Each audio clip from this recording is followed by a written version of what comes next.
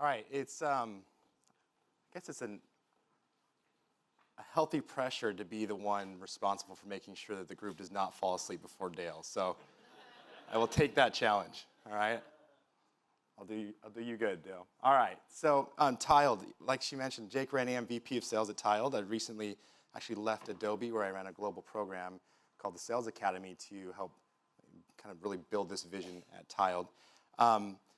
I've been on the road all week since Sunday, been at Adobe Max, then I've been at other partnership conferences. I've been all over California, literally from the most southern point to here today. And I miss my kiddos. These are my boys, Dash and Milo. And they're my world. And when I see this, it's still just brings joy to my heart. The reason why I share this is that as a father, I try to create every experience for them as possible. I try to give them experiences that I wasn't able to have. And one of the things that we love to do for them every single year, if we can, and if we're not too crazy from the year before, is give them an experience of Disneyland. I didn't get to ever do that when I was a kid. I didn't go to Disneyland until I think I was in my teens. But I try to do that to them. And when we do that, the way my wife and I, we plan for it, if anyone's familiar with this experience, we literally spend at least the week before going through lists of everything that we're going to do, measuring our kids' heights. Does anyone do that? You measure their heights to make sure all the rides they can go on. Then you build a list of which rides you can and can't go on, and you map everything out by the minute so that you can get everything in that day and optimize your time. And so when you think about Disney, you think about this is the type of experience and memories you're going to create. We just went 2 weeks ago, right? That's Dash right there in the middle. This is the only photo that we actually got Milo's head in out of 6 photos. Kept moving him in different spots. This is what you anticipate. This is the experience that you want them to have. But this last time was very, very different. And I'll tell you why. I thought that this is what that they were going to be most interested in, when in fact, this was what they were most interested in. If any of you have been there recently, Disney recently released a new gaming app called the Go Play app. Has anyone seen that or tried it? It's a new immersive gaming app so that when you're in different parts of the park, you can actually do these little quests, okay? And my 12-year-old Dash, he is a self-proclaimed nerd. And he loves it, and I love it. And, I guess different from what my wife and I had anticipated with the schedule and all the things that we were going to do and the pressure that we wanted to put our kids under so that mom and dad can make sure the kids were having a good time, there was a moment where we were trying to get them from one ride to the next ride. And here's Dash. He's got his phone out. And he's trying to play this game in this app. And I'm thinking let's go. We got to keep going. And I look at him and he's got the biggest smile on his face. And in that moment, I realized, holy cow, Disney really understands who their customer is. They really understand Dash, and they really understand what matters most to him. While I was stressing about getting in line, he was there in the middle of the new Star Wars land, standing in front of a statue and hacking at this thing so he could bring this fountain to life and have an experience, right? The experience that we anticipated from yesterday was not the experience that our children are having today. And the point here is that we live in an experience economy. That is the world that we are in today. Everything is changing. And it's changing faster than I think sometimes we can keep up with it. Now, the idea here is that we get that. Saying that, I don't think there's anyone in here in the room that has to take my word for it. We all believe that. I think we've crossed the chasm there. We understand that experiences are what drive interaction and human behavior. Point after point after point. 65% of marketers see direct sales boost from experiential content. We accept that. 98% of consumers are more inclined to make a purchase after having an experience. We accept that. Interactive digital learning improves retention rates by 60%. Intangible probably could tell you that, right? We accept that. But why don't we think about this or apply this when we actually create content? Today I've heard a lot about knowing your consumer, knowing your audiences, personalization, and evolving your content. But when we think about what it takes to actually accomplish this, it's quite cumbersome. And the ways in which we try to do this is maybe with ideas like apps or websites, landing pages, But when we actually realize what it will take for us to do that, we hesitate because there are other pieces involved here. It's costly. Dara, if you wouldn't mind just scrolling down for me on this. The vast majority of informational content that we are still continuing to deliver today is actually still static. Think about that for a second. We continue to design on PDFs, PowerPoints, Word docs, 30-year-old technology. If you take a look at it, these are 30-year-old pieces of technology standards that we all accept, but we continue to deliver static experiences to our buyers, and yet we continue to have conversations around experiences and interactive, but then we keep shoving static down their throat. Why do we do that? So let's move on. It's hard. It's simple. It's just hard. Sometimes there's too many pieces involved inside of this, too many tools that we're doing. It's expensive. You start thinking about all the costs that are going to be involved in this and the time that it takes to do it. It costs money to do it. And we end up falling back into the same way and the same tools that we've always done because it's a comfort for us. We know our success rates. It reminds me often of, I did 10 years of surgical device sales. And I used to sell equipment to surgeons in the OR that would literally take them from a 92% success rate to a 95% success rate. And you think about that, and you think like, okay, is it worth it? And I would have these conversations with surgeons. I remember one time a surgeon sat me down and said, Jake, listen, you're asking me to change a 92% success rate on a cardiovascular procedure that I've been doing for 15 years, and you want me to get 3 points more? He said, if I could get 3 points more, that would be phenomenal. I would write a case study on it. But the risk of changing something that has been successful for me enough for the last 15 years, I don't know if it's worth it. And so we continue to go back to the same way and the same tools.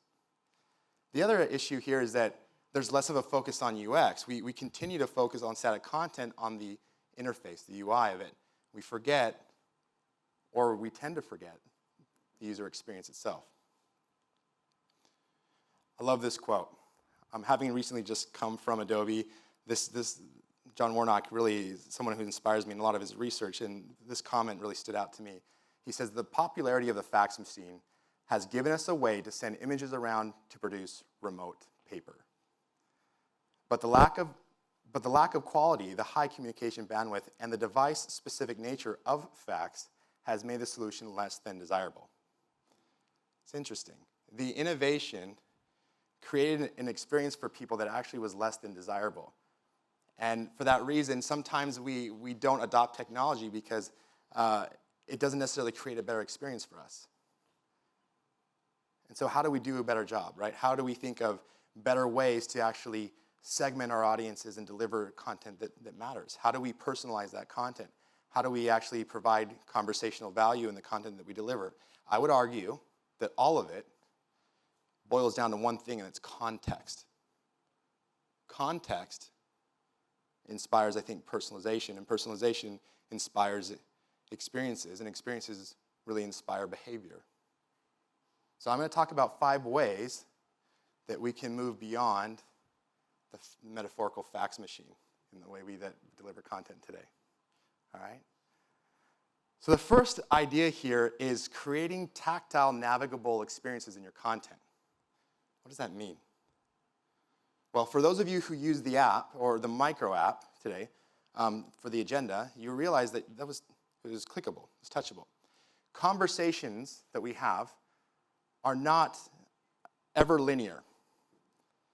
They don't go in a single bidirectional direction. We go in multiple directions. Believe me, I have ADD, so I can go in a lot of directions. But when we have conversations with people and when we consume content, it doesn't make sense for us to try to force people down a linear path, and yet our presentations do that. Who loves a good slide presentation? I don't see any. Are you kidding me? But we continue to do it. We continue to deliver that experience. So have you thought about how can you create a presentation experience that gives the control to the consumer to actually choose their own path, to choose their own adventure, and consume the way that they want to consume? I fundamentally believe that we send a message to our buyer that we think that they are either robotic or individual, unique people based on the type of content that we deliver to them to actually consume. If we celebrate uniqueness of all of us by giving people the ability to actually choose their own path, imagine the kind of context you could gather from that. The second piece is using rich media to enhance interactivity. So, I know this is not a novel idea, but bear with me for a second, that we use rich media in a lot of our content strategies, right? And we have video, and we have quizzes, and we have static pieces, and we have cost calculators and interactive designs. The challenge, though, is that we don't keep these sometimes in the same ecosystem, and so we create these fragmented experiences in order for us to, as designers, to create these rich media experiences. So we might have a video here on YouTube, and then we're going to push someone else over here to like consume this infographic. But then, hey, if they want to convert, then they have to click over to this e-commerce checkout, and we create these fragmented experiences to give them this rich media content that we want to give them because it costs us a lot of money to build it, and yet we lose them along the way because we have to throw them into multiple places. So can you think about how can you deliver these rich media enhanced experiences, but give it to them in a single place where they can be self-contained, and they don't have to have fragmented experiences when they consume it. The third piece is this concept of going from a prototype to launch without any code, okay? And here's a little Easter egg for you, Dave, about Avalaunch, right? Without any code here. All right, so what I mean by this is, who in the room is a designer? Okay. As designers, you understand, I'm married to a graphic designer. You can spend a lot of time prototyping out your content, your designs, right? And then to take the idea from that prototype to actually launching into the different mediums or channels in which you want to deliver it can be somewhat challenging. In fact, what's really interesting is that designers went from being, once upon a time, considered as decorators to having more pressure than ever before. They are now getting, the business leaders are now putting pressure on designers today to actually drive ROI, improve ROI with their designs. And in fact, designers are going from this concept of being decorators to actually sometimes even having the pressure of being the marketer in the design. Is that fair to say? Yeah, I see a lot of heads going like this, yeah. Why is that? And so how can we deliver tools, or how can we deliver experiences as designers that can take these really great prototypes into launch-ready content experiences without having the burdens of actually the code that can slow this process down, costs that can be really expensive, or the time in which it would take normally to create something or develop something. We all know that we kind of hesitate on that. How many people here love missing deadlines? I hate it, right? I know we all hate it. In fact, it's a lot of the times why we don't do certain things is because deadlines can kill us with our clients or with a product launch. The other thing, Ann Lunas used to talk about this at Adobe a lot, is this concept of NOIT. Does anyone know what NOIT means? What? No IT. She used to say, how can we do this without involving IT? No offense to all my IT friends in the room, but how can we deliver this experience without having to include IT? And the idea is that sometimes the communication there can be challenging. It can slow the process down. It can be expensive. Fourth is, how do you make your designs extensible? You need to be making your designs extensible. What I mean by that is, once you deliver a great piece of content that you believe is an evergreen piece of content, now, well, that would mean that it can exist in multiple places. It doesn't just have to be something that would be delivered through email, but this content could perform well in an omni-channel effort, right? So through email, through web, right? It could be placed on your blogs. Are you using content that the same piece of content can be placed throughout all of your strategy and being consumed across multiple channels in the same way, right?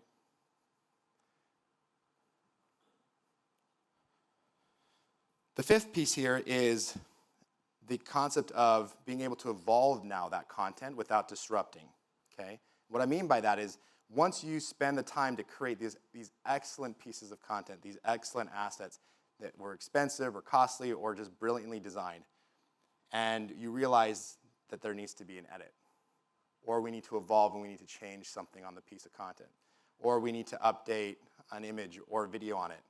And now we have to kind of reach back out into the ecosystem and pull all that content back because they're static and they're not dynamic. We cannot change it and then publish it out. Or can you? So have you thought about finding platforms that allow you to make your content extensible in a way that you can change and evolve without disruption, that you can continue to maintain these beautiful assets that are evergreen, but then also with a single publish or single edit, you can publish those changes across your ecosystem so that it's updated everywhere that it's been placed without you having to go through the pain of retracting it and replacing it out. That takes time. The other thing is we talked about context. Can you learn and can you see insight from your consumer based on how they consume the content?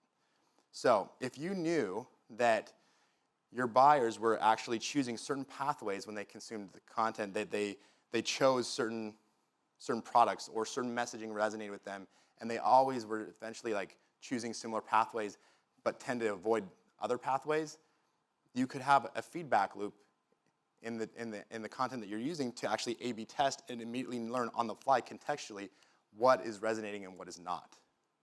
Imagine if you could actually learn in real time, not retrospectively, but understand what actually is converting, what pathways are converting, what direction are people choosing to follow in order to actually learn more. So these are all things that we need to be thinking about. How can we change and how can we evolve while still maintaining the value of the evergreen content that we've put a lot of effort into, while letting the user behavior data actually shape your message. That's the key here, is letting your users actually dictate the messaging. So the idea here is that we need a new standard. There needs to be a better way of doing this. And the way to do this is we need to be able to combine the benefits of interactivity, of microsites and native apps, but in the simplicity of a document, okay? So if you see here, this is something that Skullcandy came to us and asked us to help them with. They were delivering PDFs like this. How many people have received a PDF in their email and tried to go through this experience and pinch through the PDF and zoom in and read really small, fine text? That's painful. In fact, you don't spend very much time doing that because it's a pain, right? But what if you received this in your inbox and you could navigate that and you could watch video and you could actually navigate through a story, you could learn more, you could actually read the specs and it popped up right in front of you, right? The difference between the two is quite compelling, right? And all the while learning, as the brand, learning what your consumer actually spent time on other than just pinching in and pinching out. Yeah? So what is this standard called? We call it a micro app. You can see here I have it on the t-shirt. A micro app is a rich, interactive, immersive document. It's self-contained. And it's app-like. It's also similar to consuming a microsite, but it requires no code whatsoever. If you can design a PowerPoint, you can build a micro app. And often, the purpose of a micro app is to deliver informational content, whether it's product content or whether it's learning content. This is something we did for a company called Unique to help them drive more sales. And micro app is truly a new way to help your customers have an experience in when they interact with your brand. Our vision is to fundamentally change the way that people have interaction between buyer and seller, and to help you as brands move beyond static content into rich, immersive, experiential content that actually inspires behavior. So with that being said, Dara, would you mind hitting the video for me?